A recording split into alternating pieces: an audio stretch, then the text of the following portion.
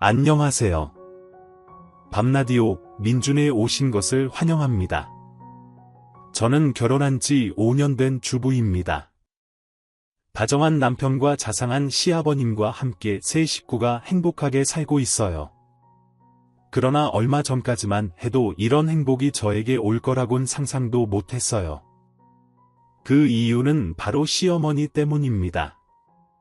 생각만 해도 소름 끼치는 시어머니가 저에게 했던 끔찍한 일들을 말씀드리려고 해요. 저와 시어머니의 악연은 20년 전, 제가 19살이던 때로 거슬러 올라갑니다. 저희 친정 부모님은 서울 외곽에서 작은 중국집을 운영하셨어요. 가게 안에는 테이블이 3개 있었고, 주로 배달 위주로 장사를 했습니다. 아버지는 15살 때 시골에서 서울로 올라와 처음으로 중국집 배달원으로 일하기 시작하셨다고 해요. 그곳에서 10년 동안 일하며 사장님께 요리를 배우고 결혼 후 중국집을 차려 20년 넘게 운영해 오셨습니다. 아버지는 요리와 배달을, 엄마는 홀서빙과 카운터를 맡아 하셨죠. 바쁠 때는 저도 가게 일을 도왔고 덕분에 저희 가족은 먹고 살기에 충분한 정도로 장사가 잘 되었습니다.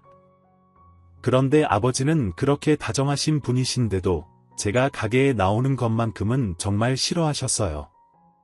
아버지께서는 중학교만 졸업하고 일찍 사회에 나서셨기 때문에 배움에 대한 아쉬움이 크셨어요. 그래서 어릴 때부터 저에게 책을 많이 사주시고 공부하는 데에 지원을 아끼지 않으셨어요. 그런 아버지의 노력 덕분인지 저는 초등학교, 중학교, 고등학교 모두 전교 1등을 놓치지 않았고 지금 고3인 저는 모의고사 성적도 전국 1등이에요. 지은아, 공부 안 하고 왜 가게에 나왔어? 너무 답답해서 잠깐 나왔어요. 지금 바쁠 때잖아요. 점심시간만이라도 도울게요. 아빠보다는 엄마가 더 힘들잖아요. 서빙이 보통 일이 아니잖아요. 우리가 뭐가 힘들어?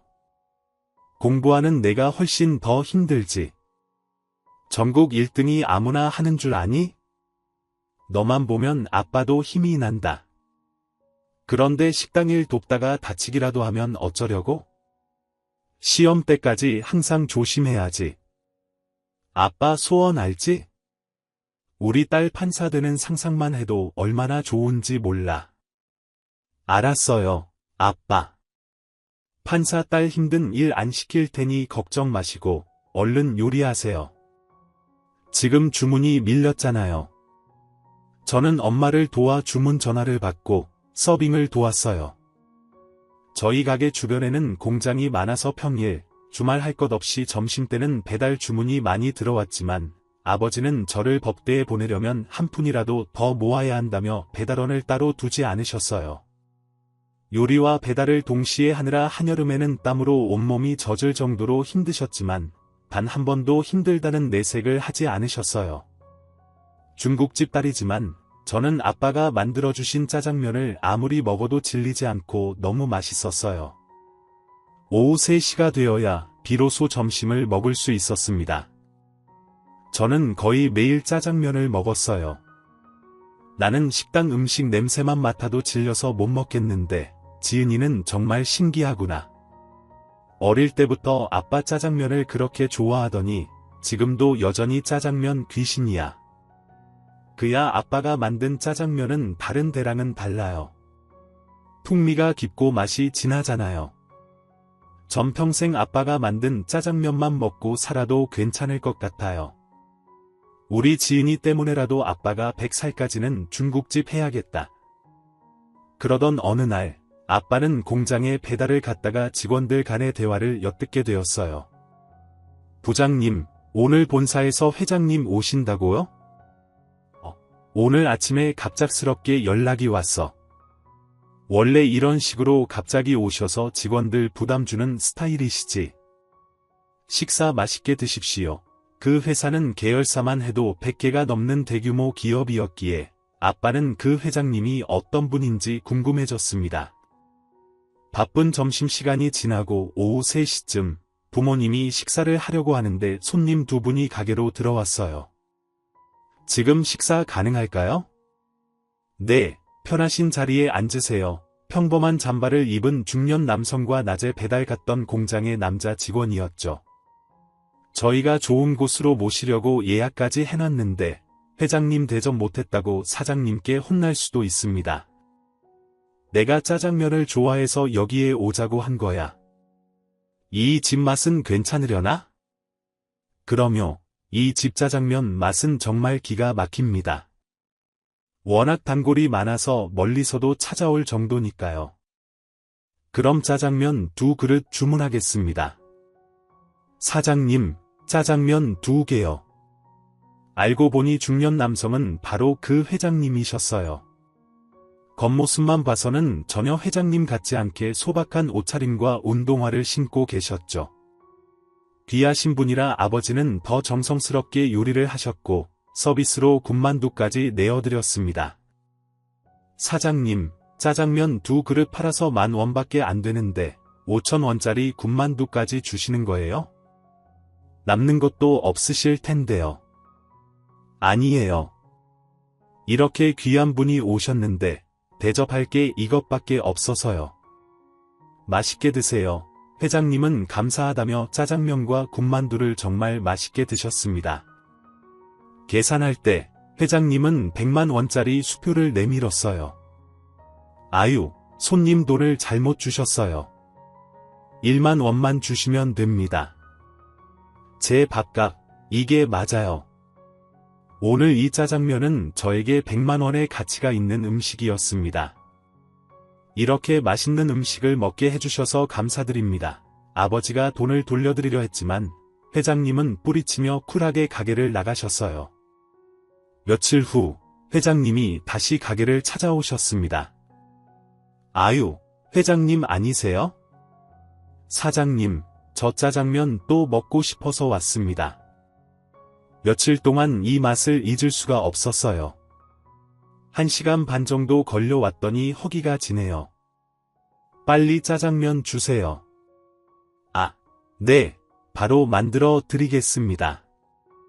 그날 이후로 회장님은 일주일에 한두 번씩 가게를 찾아와 식사를 하고 가셨습니다. 회장님이 오는 날이면 지나가던 사람들이 모두 시선을 고정했어요.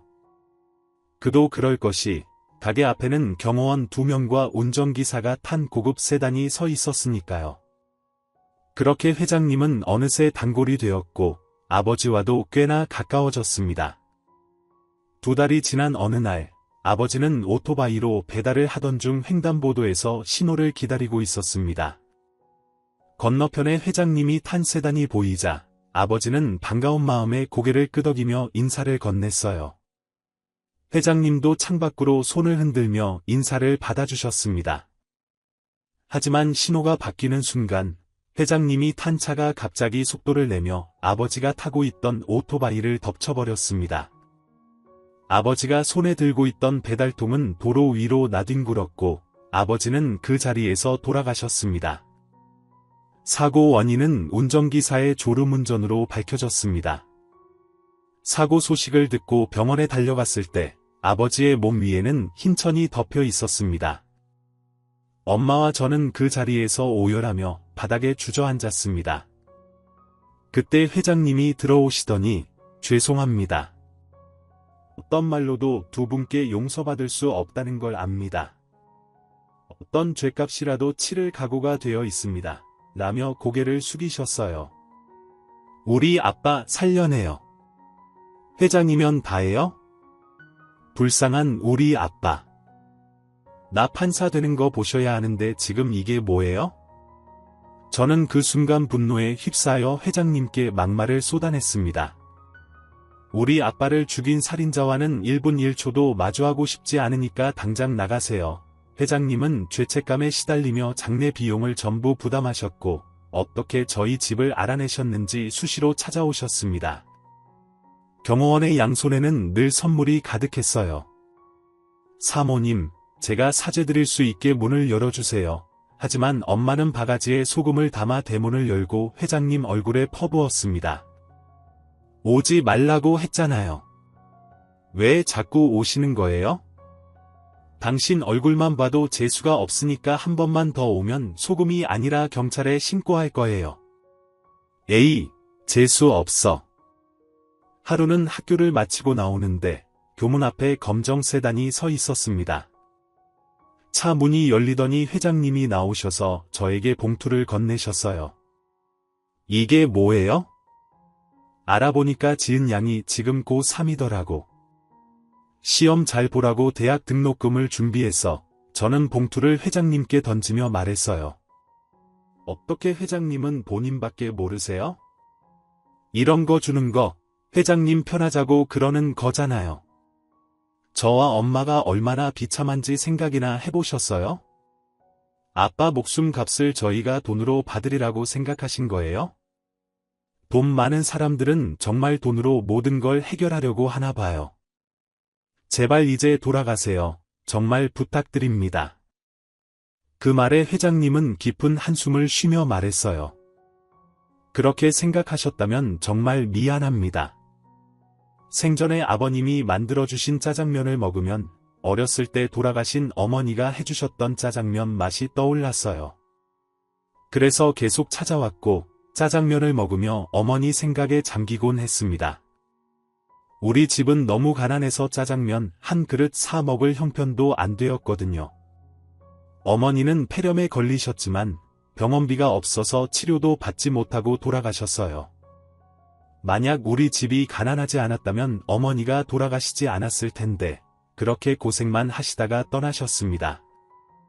어머니의 죽음은 평생 제 마음에 남은 짐입니다.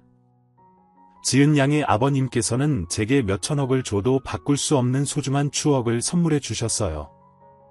그 감사한 마음으로 계속 찾아왔던 것입니다. 그 말을 듣고 회장님에 대한 제 분노는 서서히 사라졌습니다. 이 이야기를 엄마에게 전하자 엄마의 마음도 조금씩 누그러졌습니다.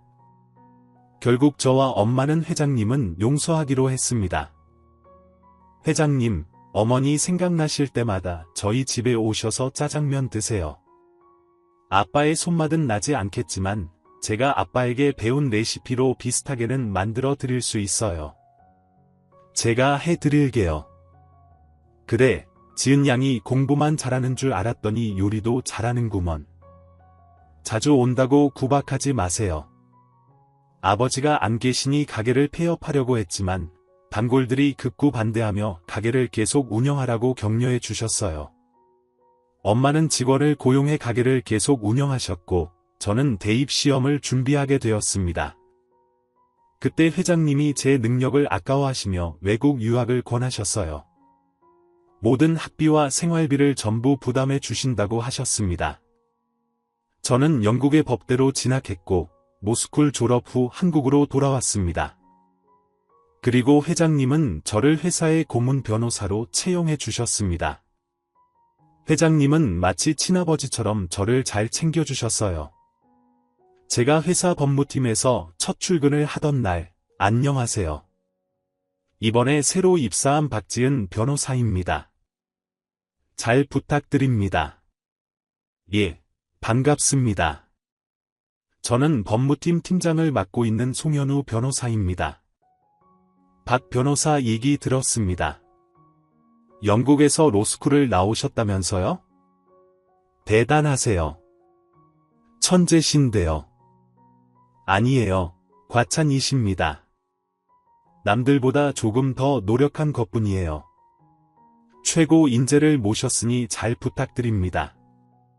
팀장님은 인상이 서글서글하고 세심하게 저를 잘 챙겨주셨습니다. 출근한 지 며칠 되지 않아 대형 소송건을 맡게 되었고 팀장님과 저는 계속 야근을 해야만 했습니다. 박 변호사, 피곤하지 않나요? 우리 진한 커피나 한 잔 마시고 올까요? 좋죠. 눈꺼풀이 자꾸 감겨서 정말 죽는 줄 알았어요. 얼른 이 사무실에서 탈출하고 싶네요. 밤 11시가 다 된 시간, 팀장님과 이런저런 얘기를 나누며 24시간 영업하는 카페에 도착했습니다. 걸으면서 저는 자연스럽게 돌아가신 아버지의 소원이 제가 판사가 되는 거라서 법대를 가게 되었고, 유학비를 모두 지원해주신 은인 덕분에 제 인생이 이렇게 잘 풀렸다고 이야기했습니다. 팀장님은 미소를 띠며 제 이야기를 차분하게 들어주셨습니다. 그 소송건으로 낮에도 팀장님과 함께 다니는 일이 많아지면서 우리는 더 친밀해졌습니다. 입사 후 첫 업무를 성공적으로 마치고 상사들의 칭찬을 받으며 저는 회사에서 인정받고 있었고 더 좋은 일들이 생겨나고 있었습니다. 저를 많이 챙겨주시던 팀장님에게 마음이 열리면서 저희는 연인 사이로 발전했습니다. 회사에서는 아무도 저희가 사귀는 걸 모르게 하려고 비밀리에 연애를 했어요. 회의 중에 옆자리에 앉으면 몰래 손을 잡기도 하고 보고 싶을 때는 비상구 계단에서 만나기도 했습니다. 연애가 깊어지면서 자연스럽게 결혼 이야기가 나왔고 양가 부모님께 인사를 드리기로 했습니다. 그러고 보니 오빠, 아버님은 무슨 일을 하시는지 물어본 적이 없네. 아, 우리 아버지 지금 인사드리러 갈래? 지금? 옷도 그렇고 준비도 안 했는데 갑자기 가도 괜찮을까? 나만 따라와. 어리둥절한 채로 저는 남자친구를 따라갔습니다.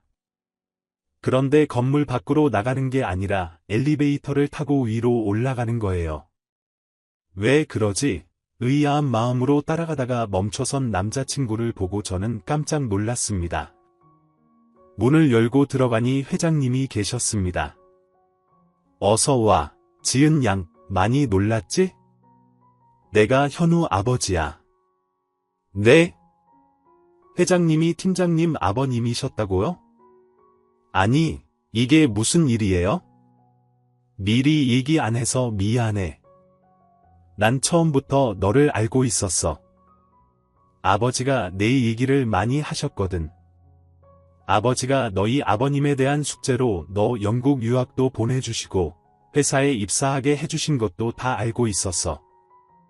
그래도 이렇게 두 사람이 사귀게 될 줄은 전혀 몰랐어. 너무 잘 됐어.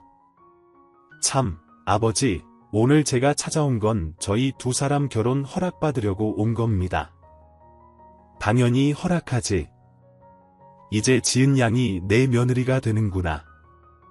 잘 됐어. 저도 회장님이 제 시아버님이 될 줄은 전혀 몰랐지만 이렇게 인연이 되니 정말 좋아요.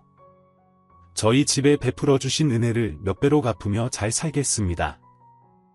그런 말 나온 김에 너희 어머니께도 인사를 드려야 하니 식사 약속을 잡았구나. 어머니요?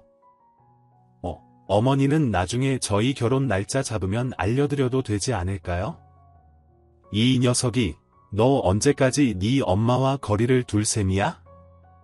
제가 어머니한테 왜 그러는지는 아버지가 더 잘 아시잖아요. 지은아, 가자. 팀장님은 얼굴이 굳어지며 제 손을 끌고 문을 나섰습니다.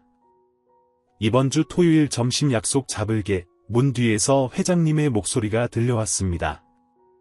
왜 팀장님이 어머니 얘기에 민감한지 묻고 싶었지만 사무실에 돌아온 후 한마디도 안 하고 표정이 굳어 있어서 가만히 있을 수밖에 없었어요. 집에 돌아와서 엄마한테 오늘 있었던 일을 전했어요. 세상에 어떻게 그런 인연이 있을까? 회장님이 너 시아버지가 된다고 너무 잘됐다. 너희 아버지도 정말 기뻐하실 거야. 너 그동안 고생한 거 이렇게 복받나 보다. 지은아, 엄마는 너무 행복해서 눈물 나. 그나저나 나 없으면 엄마 매일 울면 어떡하지? 혼자 장사하는 것도 힘들 텐데 이제 중국집 안 하면 안 돼. 매일 가게 나오면 구석구석 너희 아빠의 흔적이 있어서 그 추억만으로도 엄만 행복해. 그래서 이 가게를 문 닫을 수 없는 거란다. 요즘은 예전처럼 장사가 바쁜 게 아니니까 쉬엄쉬엄 하면 돼. 이번 주 토요일 날 팀장님 어머니 뵈러 집에 초대받았어. 나 좀 떨려. 시어머니는 어떤 분일까? 회장님 집안 정도면 굉장히 기품 있고 우아하신 분일 것 같으니까 옷도 점잖게 입고 말 한마디도 쉴 수 없이 교양 있게 하고 선물도 꼭 사가 뭐가 좋을까? 아, 꽃다발이 좋겠다. 엄마가 더 신이 나셨어. 그렇게 엄마의 조언을 받으며 드디어 주말이 되었습니다. 저는 얼마 전에 산 원피스를 입고 꽃다발을 준비하고 팀장님 집으로 갔습니다. 팀장님 집은 꽤 넓은 잔디가 깔린 4층짜리 대저택이었어요. 마당에는 분수대와 수영장, 정원이 잘 꾸며져 있었습니다. 팀장님이 저를 데리고 집 안으로 들어갔고 회장님과 시어머님이 절 반갑게 맞아주셨어요. 어서 와, 내가 현우 애미 되는 사람이에요. 지은 씨라고 했죠. 처음 뵙겠습니다. 그리고 말씀 편하게 하세요. 그래요. 차츰 친해지면 그러죠. 얼른 들어와요. 지은 씨가 뭐 좋아할지 몰라서 내가 알아서 준비했는데 입맛에 맞을지 모르겠네. 우아한 홈드레스를 입은 시어머니는 미소 띤 얼굴에 교양 있는 말투가 참 좋으신 분 같다는 생각이 들었어요. 식사하는 내내 시어머니는 제 밥그릇에 음식을 얹어주시며 자상하게 챙겨주셨어요. 그런데 유독 팀장님만 표정이 굳어 있더라고요. 우리 세아가 온다고 당신이 이랬었구려. 인류 호텔 요리 같아. 어머니 요리 솜씨야 예전부터 알아줬죠. 저희 집에 처음 왔을 때도 매일 호텔 요리로 저희 아버지 눈에 들려고 그렇게 쇼를 한 거잖아요. 당장 입 다물지 못해. 지금 세가 앞에서 그게 할 소리야. 더 이상 밥 먹을 기분이 아니네요. 지은아, 내 방 구경시켜줄게. 올라가자. 전 아무 영문도 모른 채 나와야만 했습니다. 2층에 있는 팀장님 방으로 가서 저는 무슨 일인지 물었습니다. 오빠, 아까 그게 무슨 말이야? 어머님이 어떻게 했다는 거야? 지금 어머니 사실 내 계모야. 날 낳아주신 친어머니는 내가 초등학생일 때 돌아가셨어. 그리고 새어머니는 나 어릴 때부터 우리 집에서 일하던 가정부야. 어머님이 가정부였다고. 그리고 팀장님은 예전 이야기를 해줍니다. 계모가 이 집에 들어왔을 때 20대로 나이는 어리지만 집안일도 잘하고 싹싹해서 팀장님 어머님이 동생처럼 아껴줬다고 합니다. 예쁜 옷도 사서 주고 맛있는 간식도 사주며 언니 동생 할 정도로 각별했습니다. 그러던 어느 날 부엌에서 통화하는 걸 우연히 듣게 되었어요. 아씨, 좀 기다려.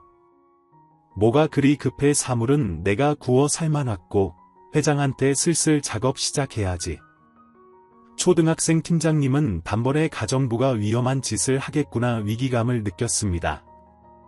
곧바로 회장님한테 가서 말했으나 대수롭지 않게 웃어 넘겼어요. 그러다 며칠 후 팀장님 어머니는 모임이 있어서 나갔고 회장님이 술에 잔뜩 취한 채 들어왔어요.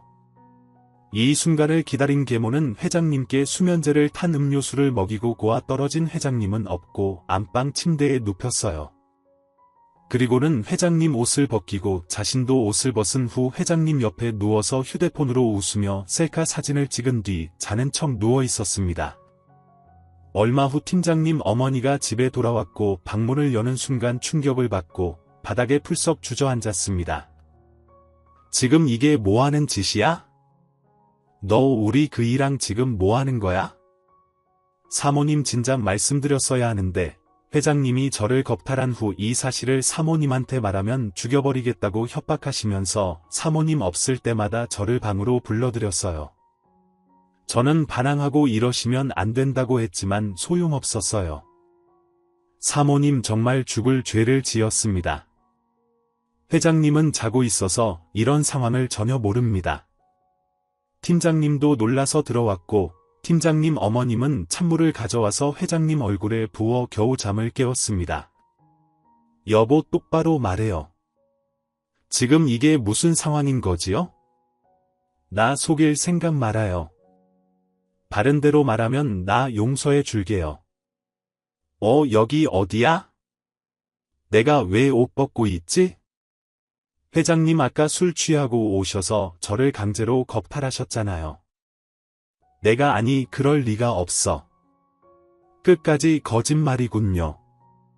당신 이런 사람인 줄 몰라서 당신이 인간이야. 이 버러지만도 못한 놈. 그 순간 팀장님 어머니는 갑자기 쓰러졌습니다. 여보 엄마 일어나 팀장님 어머니는 뇌출혈로 그 자리에서 돌아가셨습니다. 그 후 회장님은 자신이 정말 술에 취해서 가정부한테 몹쓸 짓을 했는 줄 알고 사죄하는 마음으로 잘해줬고, 계모는 회장님 앞에서 착한 척 위선을 떨며 회장님 마음을 얻는 데 성공했습니다. 그렇게 계모는 자신이 계획한 대로 회장님과 결혼을 하게 된 겁니다. 팀장님은 계모 때문에 친어머님이 돌아가셨기 때문에 절대로 용서할 수가 없었던 거죠. 앞으로 또 무슨 짓을 저지를지 모를 악랄한 사람이라는 걸 알기에 경계를 하고 있습니다. 계모는 회장님 앞이나 사람들 앞에서는 교양 있고 인자한 모습을 보이기 때문에 주위에서도 계모에 대한 평판이 좋습니다. 오히려 계모에게 삐딱하게 구는 팀장님만 미운오리 새끼가 된 거고요. 팀장님의 얘기를 듣고 저는 혼란스러웠습니다. 사실 팀장님이 한 말을 다 믿을 수 없었어요.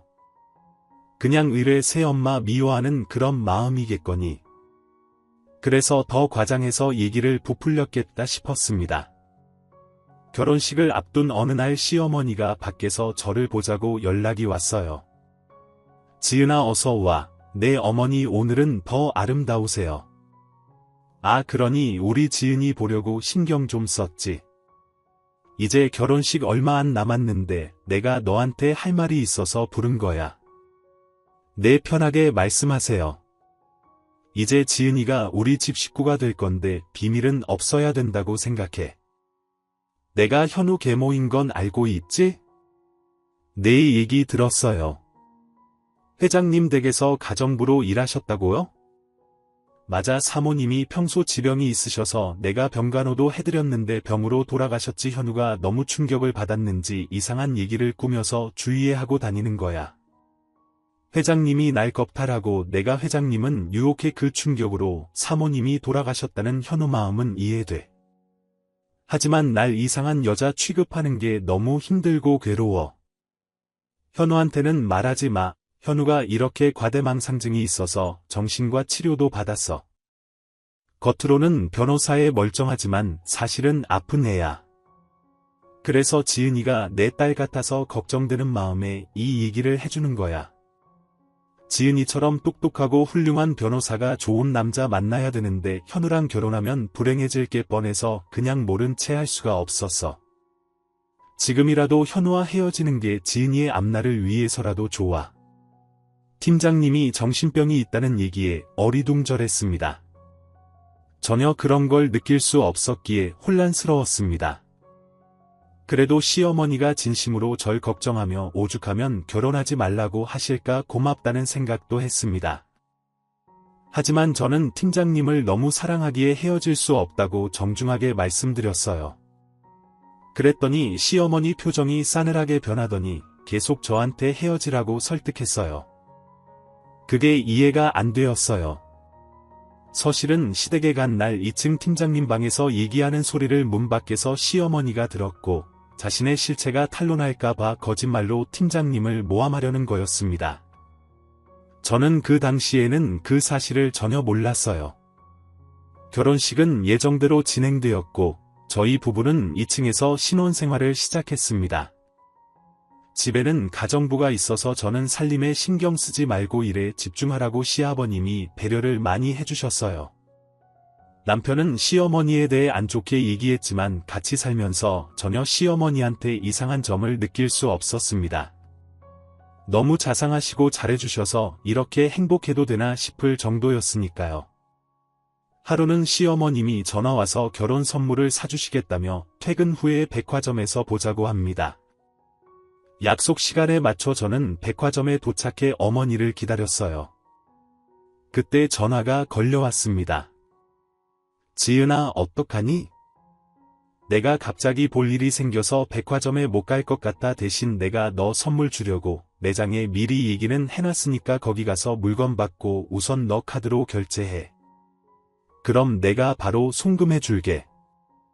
미안하네. 선물 사준다고 해놓고 못 가서 말이야 아니에요. 어머니 이렇게 비싼 걸 언제 준비하셨어요? 감사합니다. 저는 어머니가 알려준 명품 브랜드 매장으로 가서 옷과 가방, 구두까지 최고급 명품을 예약해놨더라고요. 가격만 2천만 원이더라고요. 내 돈으로는 절대 살 일이 없겠지만 어머님이 주신 선물이니 저는 카드로 결제했어요. 근데 그 순간 매장에 시어머니와 시아버님이 들어오시는 거예요. 어머 지은아 여기 무슨 일이니? 아 쇼핑하러 왔구나. 명품을 2천만 원어치나 샀어? 네, 아니 그게 아니고 전 너무 당혹스러워서 말이 잘 안 나왔어요. 부모님이 중국집하며 그렇게 힘들게 널 키웠는데 이렇게 사채를 부리며 살았다니 너한테 실망이구나. 아버님 사실은 어머님이 지은아 아버님 지금 기분이 안 좋으시니 우리 먼저 갈게. 집에서 보자. 그렇게 시어머니는 내 말을 가로막고 시아버님을 부축하며 가버리셨어요. 아니 본인이 명품 선물 사준다고 해놓고 왜 이상한 쇼를 하는 거지? 너무 의아했어요. 다음날 아침 일찍 시어머니한테 어제 왜 그랬냐고 물었어요. 어머니 선물 사주겠다고 백화점에 오라 해놓고 일이 생겨서 못 오신다고 해놓고 갑자기 시아버님과 오셔서 날마치 명품에 미친 사치 부리는 여자처럼 얘기하셨는데 왜 그러신 거예요? 아버지가 급한 일 생겼다고 나 불러서 갔는데 백화점 가서 선물 사주신다지 뭐야? 그래서 간 거고 너 선물은 나도 이상해. 내가 그 매장에 얘기한 건 지갑 한 개였거든. 너가 워낙 알뜰해서 명품 지갑 하나 정도는 선물해줘야겠다 싶어서 그건 50만 원도 안 하거든. 그런데 너가 옷이며 가방, 쇼핑백을 한가득 들고 있는데 나도 놀랐어. 너가 사고 싶어서 산 줄 알았지 아니에요. 그 점원이 어머님이 다 예약한 거라고 해서 결제한 거예요. 아유 저런 뭔가 착오가 생겼나 보네. 그것 가지고 직원들한테 항의할 수도 없고 그러면 대기업에서 갑질했네 하면서 언론에 나오고 그러면 너희 시아버님 회사 이미지에 안 좋잖아. 어제 일은 그냥 넘어가자. 시어머니는 내가 더 이상 의구심을 가질 수 없게 교묘하게 상황을 피해 가시는 게 너무 찜찜하고 마음이 안 좋았어요. 저는 여전히 회사 법무팀에서 남편과 같이 일을 했습니다. 회사에서는 철저하게 팀장님과 부하 직원으로 사무적인 관계로 지냈습니다. 남편 성격이 공과 사는 확실히 구분하는 걸 좋아해서 저도 회사에서는 깍듯이 팀장님으로 대했습니다. 어느 날 낮에 근무하는데 저한테 꽃다발이 배달되었어요. 누구지? 하며 꽃다발을 보니 메모장이 하나 있었어요. 박지은 변호사님 안녕하세요. 멀리서 지켜보고 있는 펜으로부터 이렇게만 쓰여 있더라고요. 펜이라니 내심 기분이 좋았습니다. 그런데 꽃다발은 매일 같은 시간에 도착했고 같은 방에 있는 남편도 의아하게 생각하고 저에게 묻습니다. 누구길래 이렇게 매일 꽃다발을 줘? 박변 짝사랑하는 남자라도 있는 거 아니야? 아니에요. 팀장님 저도 누군지 몰라요. 그냥 펜이라고만 메모에 적혀 있어서요. 남편은 농담처럼 얘기했지만 당연히 신경이 쓰일 수밖에요. 그러던 어느 날 남편은 거래처 사람과 저녁 약속이 있어서 먼저 퇴근하고 저 혼자 퇴근하는데 회사 건물 앞에서 한 남자가 꽃다발을 들고 저에게 다가왔습니다. 누구세요? 제 앞을 가로막은 사람은 키가 180cm 정도 되는 호리호리한 몸매의 명품 슈트를 입은 잘생긴 남자였어요. 안녕하세요. 제가 매일 꽃다발을 보낸 팬입니다. 아, 그러세요? 너무 감사해요. 그런데 어떻게 저를 알고 우선 제 소개부터 드릴게요. 저는 패션 모델 이준이라고 합니다. 저 꽤 유명한데 변호사님 TV 안 보시니 저 모르시나 봐요. 그래요, 모델이세요? 어쩐지 너무 잘생기셨다 싶었어요. 저 죄송한데요. 제가 유명인이라 사람들 안 보이는 곳으로 가면 좋겠는데요. 제가 그걸 생각 못했네요. 네, 우선 자리부터 피하죠. 그 순간 그 남자는 제 손목을 확 낚아채서 사람들 없는 좁은 골목으로 뛰어갔어요. 잘생긴 남자가 손목을 잡으니까 순간 얼굴이 확 달아오르고 심장이 쿵쾅 뛰더라고요.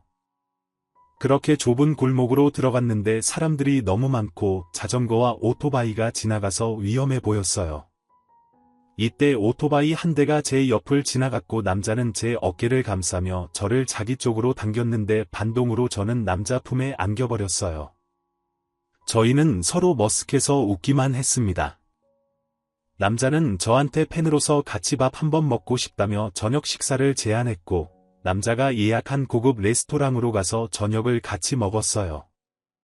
오늘 처음 봤는데 남자는 제게 장난도 치고 와인 마시면서 많은 얘기를 나눴어요. 서로 취미도 비슷하고 성격도 비슷하더라고요.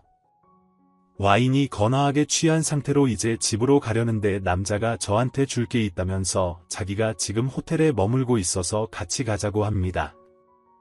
처음 보는 남자와 호텔방에 간다는 게 깨름직했는데 다행히 그 남자가 주의 시선도 하니까 자기가 먼저 방에 들어가 있을 테니 나중에 혼자 올라오라고 합니다. 그렇게 우리는 호텔에 같이 들어갔고 남자가 먼저 엘리베이터 타고 올라가고 저는 한참 후에 올라갔습니다. 알려준 호스의 방문을 열어서 들어갔어요. 남자는 구두가 든 쇼핑백을 주며 이번에 본인이 촬영한 광고주가 준 명품 구두인데 저한테 주고 싶었다고 건넵니다. 그러면서 사실 그동안 저를 이성으로 좋아하고 있었다고 고백합니다. 갑작스러운 고백에 당황해서 기분 안 나쁘게 얘기하고 그 방을 나오려는데 스킨십을 시도하려고 해서 저는 뺨을 때리고 화를 내면서 방을 뛰어나왔습니다. 며칠 후 회사에 출근해 복도를 걸어가는데 지나가는 직원들이 저를 보며 수근수근 대더라고요. 제 자리에 와서 컴퓨터를 켜서 일을 하려는데 옆자리에 있는 동료가 "밭 큰일 났어. 얼른 회사 단체방 들어가 봐. 아유 일을 어째?" 저는 전 직원이 같이 쓰는 단체 메신저 방을 확인하고 깜짝 놀라고 말았습니다. 제가 모델 남자와 함께 있었던 사진들이 올라와 있었던 겁니다. 남자가 회사 건물 앞에서 저한테 꽃다발 주는 사진, 제 손목을 잡고 급하게 뛰어가는 사진, 좁은 골목에서 제가 남자 품에 안긴 사진, 제가 호텔 엘리베이터를 타는 사진, 호텔방에 들어가는 사진이었어요. 아니야 이거 오해야. 이 사람이랑 아무 사이도 아니야. 그냥 선물 준다고 해서 호텔 간 거고. 저는 머리가 새하얘졌습니다. 얼른 남자한테 전화를 했지만 없는 전화번호라는 ARS 목소리만 들립니다. 순간 뭐가 잘못됐다는 직감이 들었습니다. 시아버님이 전화하셔서 저를 방으로 부르셨어요. 방에는 남편도 같이 있었습니다. 두 사람은 굳은 표정으로 겨우 화를 억누르고 있었습니다. 이 사진들 사실이냐? 아버님 그 남자랑 절대 그런 사이 아니에요. 그날 처음 본 사람이에요. 사진이 오해할 수 있게 그렇게 찍힌 것 같아요. 누가 일부러 그 사진 찍은 것 같아요. 저 사기꾼에게 당한 것 같아요. 아니 변호사라는 사람이 이런 씨알도 안 먹힐 거짓말을 해. 그 자식 누구야? 언제부터 만난 거야? 여보 아니라니까 나 당한 거라고. 그 매일 꽃다발 보내준 팬이라는 사람이 그 남자였어. 애미야 구차한 변명 듣고 싶지 않다. 내가 사람을 잘못 봤나 보다. 우리 며느리 똑똑하고 반듯한 사람인 줄 알았는데 명품 중독자에 결혼한 지 얼마 됐다고 바람까지 펴고 우리 집안에 먹칠을 해도 유분수지. 당장 이혼해. 저는 울면서 억울하다고 했지만 시아버님과 남편은 싸늘하게 절 쳐다보기만 했습니다. 그날 밤 시아버님은 이혼 서류를 저한테 주시며 도장을 찍으라고 합니다.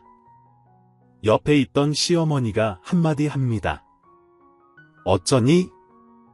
너 구속 안 시킨 것만 해도 다행으로 생각해. 어떻게 새 신부가 바람을 필 수가 있어. 잘생긴 모델이니까 눈이 확 돌아갔겠지. 내 어머니 지금 모델이라고 하셨어요. 저 아버님 남편 그 누구한테도 그 남자가 모델이라고 말한 적 없는데요. 어머니가 어떻게 하셨어요? 아 그거 사진 보니까 키도 멀끔하게 크고 잘생겨서 모델 같아. 그런 의미로 말한 거지. 옆에 있던 남편이 당황하는 시어머니를 뚫어져라 쳐다봅니다. 그런데 시아버님 안색이 계속 안 좋으시더니 자리에서 일어서는 순간 갑자기 쓰러졌습니다. 여보 왜 이래요? 아버지 바로 119에 신고해서 응급실로 이송되었습니다. 남편과 저는 혹시 아버님이 잘못되실까봐 의식 없으신 시아버님 곁을 지키며 눈물만 흘렸습니다. 다행히 아버님은 정신이 드셨고 의사는 아버님이 뇌종양이라고 합니다. 지금은 안정이 필요한 상태라 입원하면서 치료받다가 곧 수술을 해야 한다고 합니다. 남편은 제 얼굴을 보는 게 불편하다고 합니다. 여보, 당신 나 보는 거 불편한 거 아는데 지금은 아버님 회복에만 신경 쓰자. 그리고 우리 일은 그 이후에 해결하자. 당신은 회사 나가야 되니까 내가 아버님 간호하게 허락해줘. 남편은 탐탁지 않아 했지만 아버님 회복할 때까지만 이 집 며느리로서 도리를 하도록 허락했습니다. 시아버님은 뇌종양으로 수술을 받은 후 가족들 얼굴도 잘 몰라보고 어쩔 때는 엉뚱한 소리도 하고 정신이 온전치 않았습니다. 말이 어눌하셔서 말을 하실 때는 입에 귀를 대고 들어야 겨우 들릴 정도였어요. 그리고 제가 남자와 바람이 나서 이혼하라고 하신 것도 전혀 모르셨습니다. 평소처럼 저에게 따뜻하게 대해주셨어요. 야, 난 너희 아버지의 줄짜장면 먹고 싶어. 네, 회장님, 제가 짜장면 맛있게 만들어서 드릴게요. 시아버님은 저를 19살에 만난 소녀로만 기억하고 계셨어요. 저는 그때 회장님이 그렇게 좋아하시던 짜장면을 만들어서 가져왔어요. 역시 이 집 짜장면 맛을 잊을 수 없어. 아버님은 어디 가고 지은 양이 오늘 만들었어. 아빠는 오늘 배달 주문이 많아서 배달 갔어요. 맛있게 많이 드세요. 회장님. 저는 기억이 없는 시아버님을 보니 너무 가슴이 미어져서 계속 눈물이 났어요. 저는 밤새 지극정성으로 시아버님을 간호했고 시어머니는 저를 못마땅히 했어요. 왜 하필 이혼 도장 찍으려고 할 때 쓰러질 게 뭐람? 너 지금 시아버지가 정신이 오락가락해서 너가 못된 년이라는 거 모르고 있어서 옆에 두는 거지. 정신 돌아오면 너 당장 이혼 도장 찍어. 네, 걱정 마세요. 제가 아무리 억울하다고 말해봐야 아무 소용없고 저도 지치네요. 아버님 건강 회복하는 거 보면 저 남편과 헤어질게요. 시어머니는 웃음을 짓습니다. 아가, 너 집에 가고 싶어. 방금 전까지 절 못 알아보더니 이제 또 정신이 돌아온 것 같아요. 아버님, 조금만 참으세요. 수술하신 지 얼마 안 돼서 병원에서 회복하시면 집에 모셔갈게요. 지금은 맛있는 거 많이 먹고 잠 푹 잘 주무시고 편히 쉬셔야 돼요. 아버님이 주무시자 시어머니가 오늘 밤은 자기가 간호할 테니 저한테 자기 방에 가서 화장품들을 갖고 오라고 합니다. 저는 차를 타고 가서 시댁으로 들어갔습니다. 그리고 시부모님 방으로 들어가서 화장품을 챙기고 나왔습니다. 병원으로 와서 시어머니에게 드리고 저는 친정집으로 갔습니다. 이혼 얘기가 오고 가고 있어서 친정집에서 지내고 있거든요. 다음 날 아침 일찍부터 누가 찾아왔습니다. 누구세요? 박지은 씨 되시나요? 경찰입니다. 전 놀라서 현관문을 열었고 경찰 2명이 서 있었습니다. 박재은 씨, 지금부터 저희가 하는 말에 거짓 없이 말씀해 주셔야 됩니다. 어젯밤 11시경에 시댁에 가셨죠? 네, 시어머님이 병원에서 밤샌다고 화장품 갖고 오라고 하셔서 갔어요. 화장품 말고 금고 안에 있던 금 훔쳤잖아요. 무슨 금이요? 어디 숨겼어? 금두꺼비 10개가 없어졌다고 당신 시어머니가 경찰에 신고했어요. 그 집 CCTV를 확인해보니 그 시각 당신이 집에 들어가는 거 찍혔고 방 앞에 있는 CCTV에 당신이 검은 모자 푹 눌러쓰고 금괴 든 검정 가방 들고 나오는 게 다 찍혔어. 검정 가방이라뇨? 저는 화장품 몇 개 든 쇼핑백 하나 들고 나왔는데요. 그러더니 저희 친정집을 뒤지며 찾다가 차 어디에 주차해놨어요. 같이 가봅시다. 집 앞에 주차해 둔 제 차 트렁크를 열었어요. 그런데 그 안에 없어졌다던 금두꺼비 10개가 들어 있었습니다. 아니, 이게 왜 여기 있는 거예요? 저는 정말 모르는 일이에요. 경찰이 저에게 수갑을 채웠습니다. 당신을 절도죄로 긴급 체포합니다. 이 금두꺼비는 개당 5억짜리로 총 50억 정도 됩니다. 경찰서에 가서 전 조사를 받았고 시어머니와 남편이 급하게 뛰어서 왔습니다.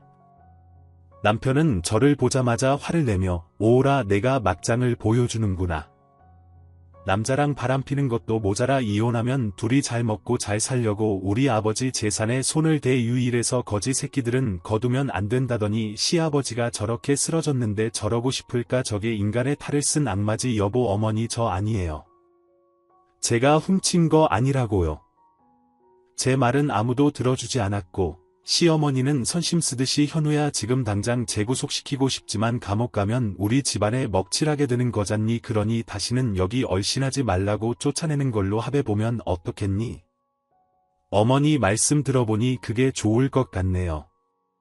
저런 여자 때문에 우리 아버지가 수십 년간 쌓아올린 명성을 더럽힐 수 없죠. 그렇게 구속 대신 합의로 마무리를 하고 저는 시댁에서 쫓겨났습니다. 그렇게 한 달이 지났을 무렵 시아버님은 제정신이 돌아왔고 급하게 남편을 불렀어요. 현우야 얼른 며느리를 데려와 이거 다 네 애미가 꾸민 일이야. 시아버님이 하시는 말씀은 충격적이었습니다. 집에서 시어머니가 누군가와 통화하는 걸 가정부가 들었는데 내가 며느리한테 화장품 갖고 오라고 시킬 거야. 그리고 며느리 그날 입은 옷을 사진 찍어서 보내줄 테니까 그 애가 화장품 들고 나간 후 너가 며느리와 똑같은 옷을 입고 금두꺼비 훔쳐서 나오면 돼. 그리고 며느리 차 트렁크에 금두꺼비 넣어두면 돼. 그리고 며느리한테 뒤집어 씌우고 이혼시키고 나면 그 애들 유산은 다 내 거라고 심상치 않음을 느낀 가정부는 전화통화 내용을 녹음해서 시아버님께 전달해 준 거였어요. 그리고 남편한테 전화가 걸려옵니다. 사설 심부름센터 직원의 전화였어요. 그 직원이 알려준 사실은 충격적이었습니다. 평소 시어머니를 탐탁지 않게 생각한 남편은 사람을 고용해 시어머니 뒷조사를 시작했고 놀라운 사실을 알아냈습니다. 시아버님 즉 회장님이 작성한 유언장의 재산 상속을 남편과 저에게만 남겼고 만일 이혼할 시에는 배우자인 시어머니에게 유산을 상속한다는 내용이었습니다.